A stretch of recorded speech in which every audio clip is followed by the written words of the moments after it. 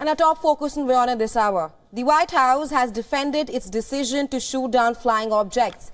It says that shooting down of 4 flying objects in the last 2 weeks was out of an abundance of caution.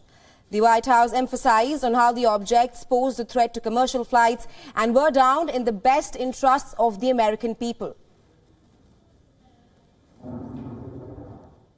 And so there, you want to err on the side of safety here in terms of protecting our national security interests, and the fact that these objects could have and likely did at some point in their path transit over potential military sites of ours or sensitive sites. So again, out of an abundance of caution for those 2 reasons, the president, with the recommendation of his military leaders, directed them to be taken down. U.S. Defense Secretary Lloyd Austin has said that the priority was to locate debris from the unidentified objects which were shot down in North America. The U.S. Coast Guard on Monday imposed a temporary security zone in waters off South Carolina during the military search and recovery of debris. In South Carolina, crews have collected a fair amount of debris from the site and, weather permitting, continued to search. In Alaska, the object landed on sea ice, and because of the wind chills and other weather impacts in the area, safety concerns are partially dictating recovery timelines. In Yukon Territory, Canada is leading recovery operations in a very remote area where the debris landed.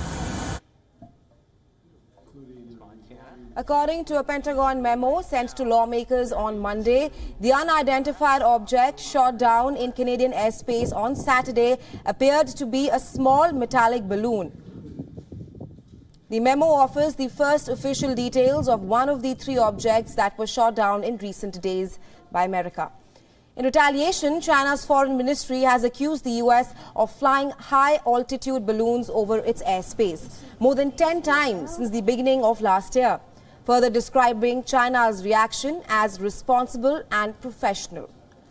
The White House has meanwhile denied China's accusation and called it an effort at damage control by Beijing. Issuing a statement, the White House said, "Any claim that the U.S. government operates surveillance balloons over the People's Republic of China is false," further emphasizing on how it is China that has a high-altitude surveillance balloon program for intelligence collection, which is connected to the People's Liberation Army.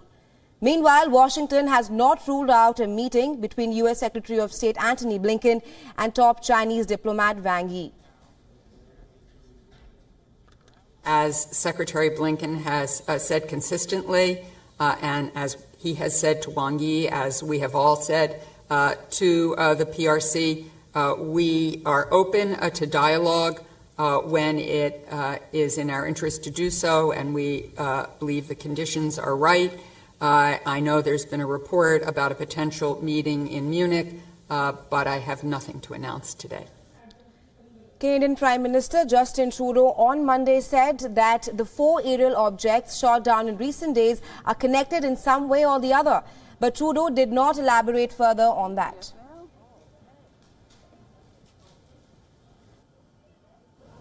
Well, I think obviously there is some sort of pattern in there. The fact that we are seeing this in a significant degree over the past week is a cause for interest and close attention, which is exactly what we're doing. We've deployed significant resources here to be able to recover the object, as well as diplomatic and international engagements going on to find more information and to get solutions on this. And for more on this, we were earlier joined by Elizabeth Loris, who is a fellow at the Pacific Forum and former Fulbright scholar to Poland. Listen to what she had to say on this. Certainly, China is using every tool in its kit to survey the United States.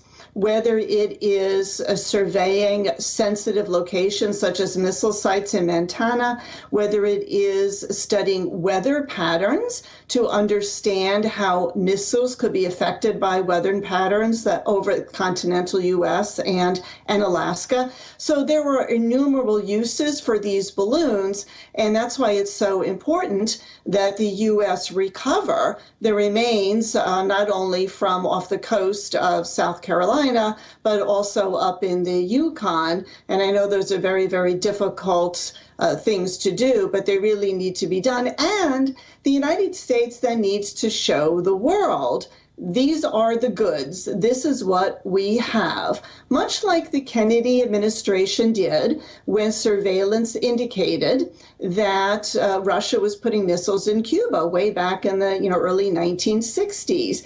The Kennedy administration could have kept that quiet, but went to the world to show the world, this is what's going on.